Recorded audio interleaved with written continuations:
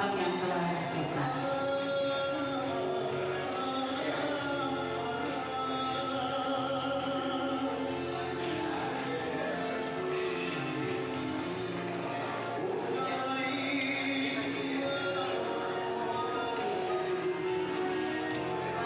Bapak narasumber silakan mengambil tempat yang telah disiapkan.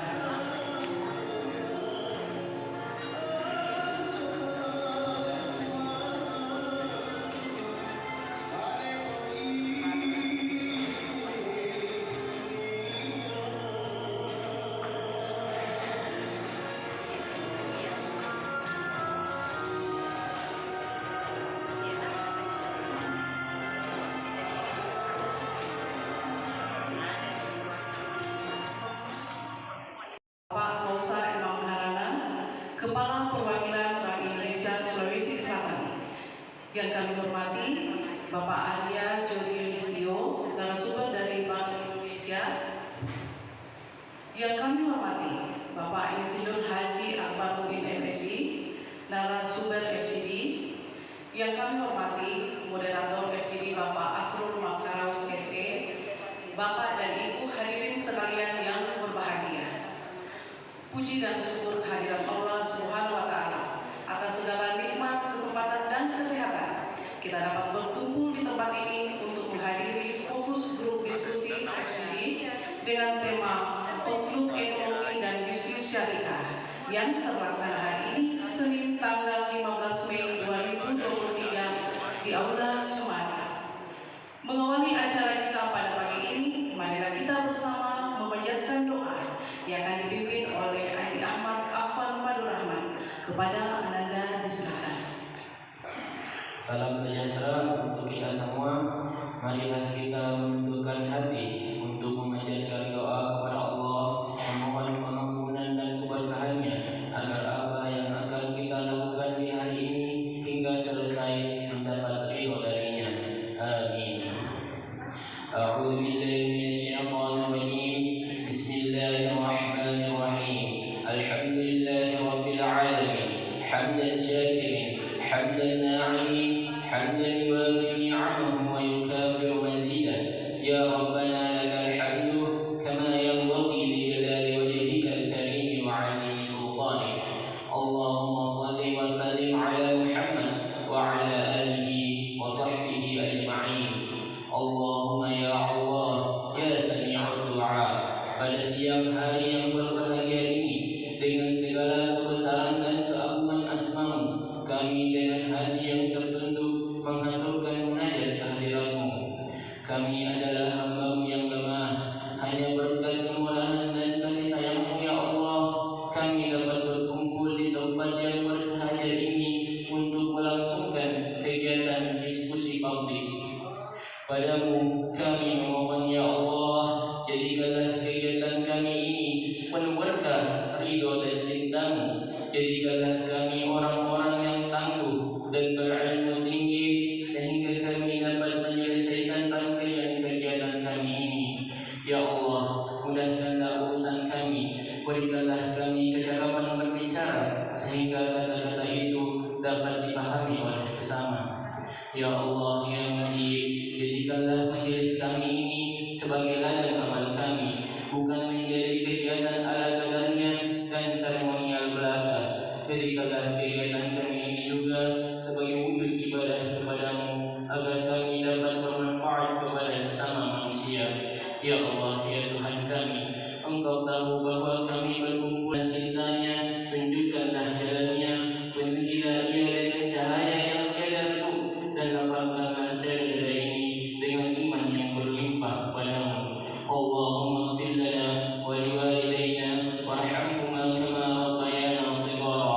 Rabbana hab lana min azwajina wa dhurriyyatina qurrata a'yun waj'alna lil muttaqina imama. Rabbana atina fid dunya hasanah wa fil akhirati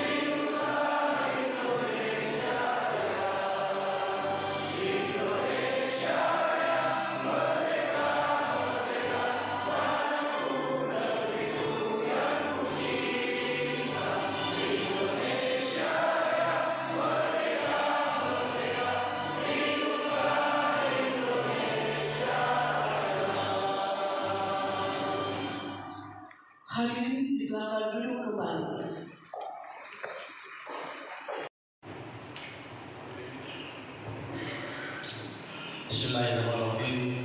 Assalamualaikum warahmatullahi wabarakatuh. Selamat pagi dan salam sejahtera untuk semua.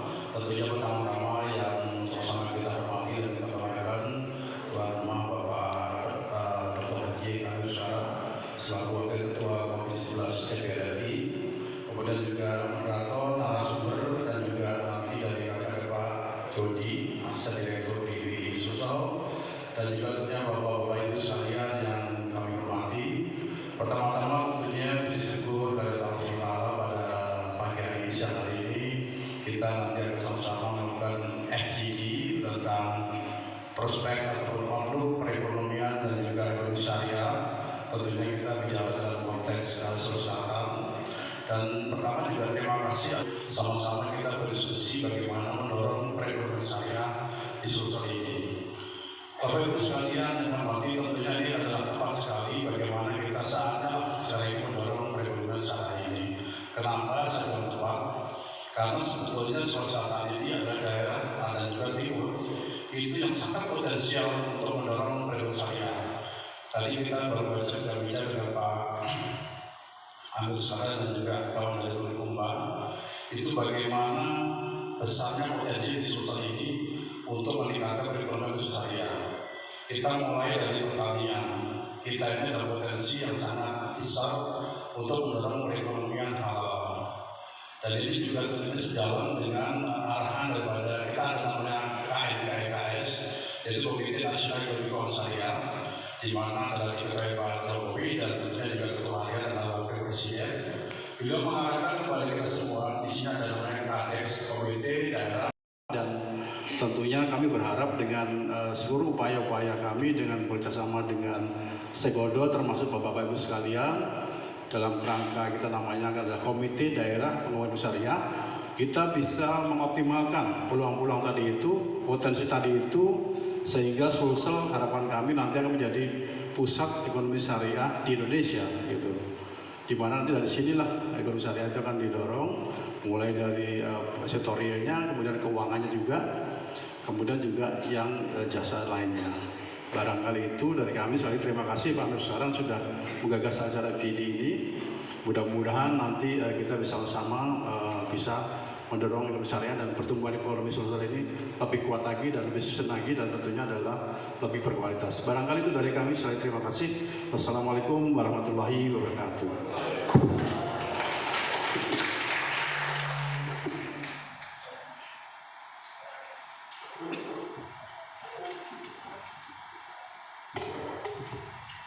Bapak dan Ibu hadirin yang berbahagia, baiklah kita akan mendengarkan sambutan dari keynote speaker Bapak Dr. Haji M. Amir Uskara, MKes, yang sekaligus membuka kegiatan fokus grup diskusi pada hari ini.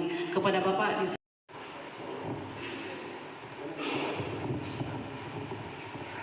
Terima kasih. Bismillahirrahmanirrahim. Assalamualaikum warahmatullahi wabarakatuh. Alhamdulillahirabbil alamin wa bihi nasta'inu ala umuri dunya waddin. Salatu wassalamu ala asyrofil anbiya'i wal mursalin Sayyidina Muhammad wa ala alihi wa sahbihi ajmain, amma ba'd. Yang saya hormati Pak Kausa Imam Karana, Pak Cik, Kepala Perwakilan Bank Indonesia Sulawesi Selatan sekaligus Koordinator Bank Indonesia untuk Indonesia Timur, Pak Arya Jody Sulistyo, Deputi Direktur, Asisten Direktur Bank Indonesia Sulawesi Selatan, Pak Akbar Muin, Sir Akbar Muin, narasumber kita dari pemerintah daerah Kabupaten Goa, kemudian Pak Arsul Makaraus, moderator kita pada diskusi hari ini, bapak-bapak para tokoh agama yang hadir pada hari ini, dan juga para pelaku ekonomi syariah yang kita hadirkan pada hari ini. Pertama-tama tentu mari kita panjatkan puji syukur kepada Allah Subhanahu wa taala. Alhamdulillah summa alhamdulillah, karena pada pagi hari ini kita diberikan kesempatan untuk bisa silaturahim dalam rangka mengikuti sebuah diskusi publik yang dilakukan oleh Bank Indonesia, dan ini adalah kegiatan yang ke-11 ya. Jadi sudah yang ke-11, hampir tiap Sabtu Minggu kita adakan di sini, cuma karena kemarin saya ada kegiatan lain sehingga kita laksanakan hari ini, hari Senin, dan akan dilanjutkan sebentar sore ya Pak Cik. Jadi hari ini ada 2 sesi karena besok sudah harus kembali ke Jakarta. Salawat dan salam kepada junjungan kita Nabiullah Muhammad sallallahu alaihi wasallam. Insya Allah mudah-mudahan kita semua akan mendapat syafaatnya di akhirat nanti. Pak Cik dan seluruh peserta diskusi yang saya hormati, pertama-tama saya ingin menyampaikan apresiasi dan rasa bangga kepada Bank Indonesia yang terus melaksanakan kegiatan sosialisasi dan diskusi publik untuk menyampaikan informasi-informasi kepada masyarakat terkait dengan kegiatan-kegiatan ekonomi dengan tema yang hampir tiap saat berbeda, dan hari ini temanya adalah Outlook Ekonomi dan Bisnis Syariah. Artinya kita ingin bagaimana supaya ekonomi kita di Sulawesi Selatan, khususnya dan tentu Indonesia pada umumnya, kita kembangkan dengan sistem syariah. Kita ingin Indonesia menjadi negara dengan ekonomi syariah terbaik di dunia dan tertinggi di dunia. Karena sampai saat ini kita adalah negara dengan jumlah penduduk muslim terbesar di dunia, tapi perekonomian atau ekonomi syariah kita masih urutan keempat sekarang. Kemarin masih urutan kelima, sekarang urutan keempat, kalah dengan Malaysia. Jadi Malaysia dengan kegiatan ekonomi syariahnya begitu bagus, itu jauh lebih maju daripada kita, padahal kita adalah penduduk muslim terbesar di dunia. Nah, bagaimana supaya ekonomi syariah kita bisa kembangkan di Indonesia, terutama tentu di Sulawesi Selatan, sehingga kita bisa memanfaatkan modus demografi jumlah penduduk yang besar itu untuk pengembangan ekonomi syariah. Jangan kita hanya menjadi pasar, karena kalau misalnya kita hanya menjadi pasar berarti kita dimanfaatkan oleh negara lain. Negara lain yang membuat produksinya, bahkan pakaian halal, kosmetik halal, makanan halal. Masa Malaysia bisa kirim ke seluruh dunia, sementara kita menjadi penduduk terbesar? Masa Malaysia bisa masuk produknya ke Indonesia, dipakai oleh masyarakat Indonesia, sementara kita tidak mampu membuat itu? Nah, ini yang barangkali kita gugah dalam diskusi hari ini, supaya kita, terutama di Sulawesi Selatan, mulai dari yang kecil-kecil. Misalnya, makanan kita sebenarnya hampir semua halal. Cuma untuk mengatakan bahwa ini produk halal itu ada mekanisme, ada aturan yang harus kita lalui untuk bisa diterima di luar. Mekanisme-mekanisme itu yang mungkin perlu kita diskusikan. Mungkin pakaian-pakaian yang diproduksi di Indonesia itu adalah pakaian halal, tapi yang sampai keluar itu nuansa halalnya belum dipublikasikan. Mungkin produksi-produksi kosmetik di Indonesia juga adalah produk-produk kosmetik halal, tapi yang laku di luar adalah produk dari negara-negara lain. Bahkan ada beberapa negara non-muslim yang mampu mengembangkan ekonomi syariahnya seperti di Inggris dan lain-lain. Ini tentu menjadi sebuah kecemburuan dalam tanda positif buat kita. Kenapa negara-negara dengan penduduk minoritas muslim misalnya bisa maju dengan ekonomi syariahnya. Nah, tentu kita berharap diskusi hari ini kita bisa menggali itu semua. Tapi apapun itu, yang paling penting adalah silaturahminya. Jadi jangan kita terlalu tegang, karena ini silaturahminya yang penting. Cuma karena memang selama COVID ini silaturahmi seperti ini jarang kita lakukan. Alhamdulillah dengan pengumuman pemerintah bahwa pandemi COVID sudah selesai di Indonesia, kita bisa ketemu secara langsung, silaturahmi secara langsung. Dan alhamdulillah, karena kalau kita langsung undang banyak orang mungkin tidak efektif, makanya kita batasi biasanya satu kali kegiatan maksimal 120 orang, 100 orang, bahkan kadang-kadang kita cuma undang 50 orang. Jadi insya Allah nanti berikutnya kita masih akan mengundang tokoh-tokoh masyarakat untuk hadir bersama-sama kita di tempat ini. Jadi saya kira ini yang paling penting saya sampaikan kepada ibu sekalian. Insya Allah mudah-mudahan diskusi kita hari ini bisa memberi manfaat, bermakna untuk kita. Nih, kalau tadi diskusi fokus group discussion dari Bank Indonesia Provinsi Sulawesi Selatan, saya nyatakan dibuka dengan resmi. Sekian, assalamualaikum warahmatullahi wabarakatuh.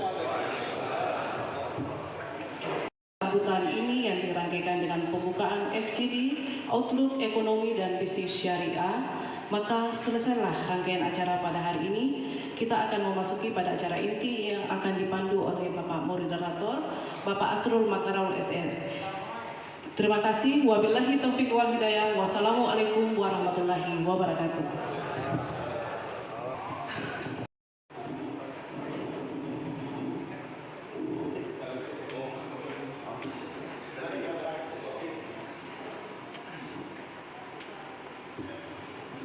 Baik, terima kasih. Assalamualaikum warahmatullahi wabarakatuh. Hamdan wa syukran lillah. Salatan wa salaman ala rasulillah. La hawla wa la quwata illa billahi aliyul azim. Rabbi syrah li sadri wa yassir li amri wa hlul 'uqdatam min lisani. Moderator, Bapak Ibu semuanya, hadirin sekalian, Assalamualaikum warahmatullahi wabarakatuh. Selamat pagi dan salam sejahtera bagi kita semua.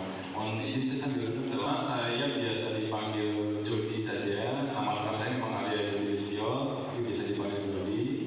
Kebetulan saya di kantor perwakilan Bank Indonesia Provinsi Sulsel selaku asisten direktur yang kebetulan juga menangani terkait dengan kondisi keuangan syariah seperti itu saat ini.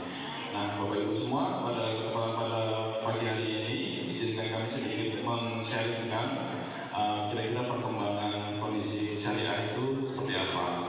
Nah, namun sebelum kita melangkah lebih jauh lebih dalam terkait dengan kondisi ekonomi syariah, prospeknya seperti apa, saya ingin menyampaikan sedikit terkait dengan kondisi perekonomian global dulu. Mungkin bisa langsung ke slide 3. Ya, jadi Bapak Ibu sekalian, kalau kita melihat kondisi perekonomian, jadi perekonomian ini baik di Indonesia maupun di semua negara pasti ada keterkaitannya, sehingga kita perlu memotret dulu kira-kira kondisi ekonomi secara umum di dunia ini bagaimana. Karena memang ekonomi Indonesia ini tidak terlepas dari kondisi perekonomian di negara-negara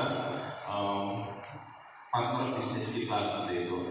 Nah, kalau kita lihat Bapak Ibu semua di tabel yang sebelah kiri bawah itu, memang di tahun 2023 itu secara umum berbagai proyeksi perekonomian itu memperlihatkan bahwa untuk perekonomian dunia itu akan sedikit melambat dibandingkan tahun 2022.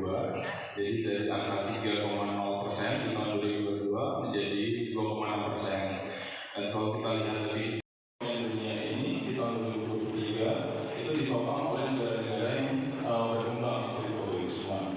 Di bawahnya bisa dilihat bahwasanya negara berkembang secara kumulatif itu pertumbuhan ekonominya masih bisa tumbuh meningkat dari 3,5 menjadi 3,6%. Nah, kalau kita lebih detailkan lagi, memang Tiongkok itu masih menjadi motor perekonomian dunia. Jadi dari 2,6 dari tahun ini itu bisa meningkat menjadi 2,8 di tahun depan untuk perekonomian secara umum dunia seperti itu. Dan memang kembali perekonomian dari negara-negara berkembang masih menjadi motor pertumbuhan dari di dunia seperti itu.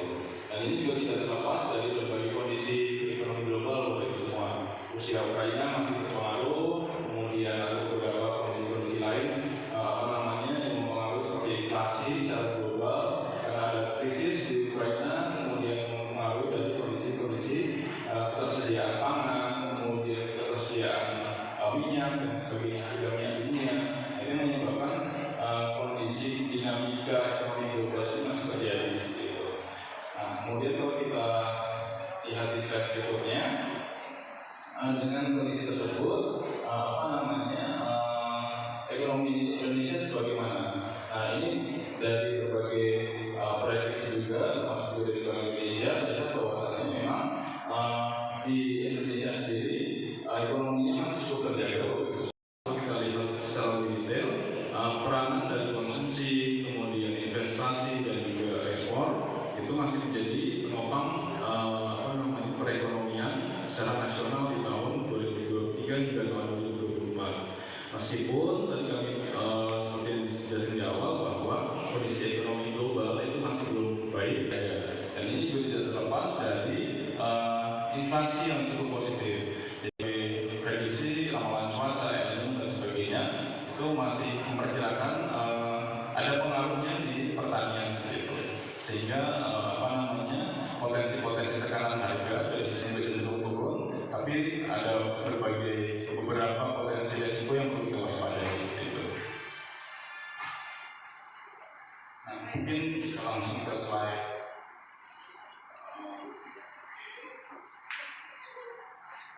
di slide 9.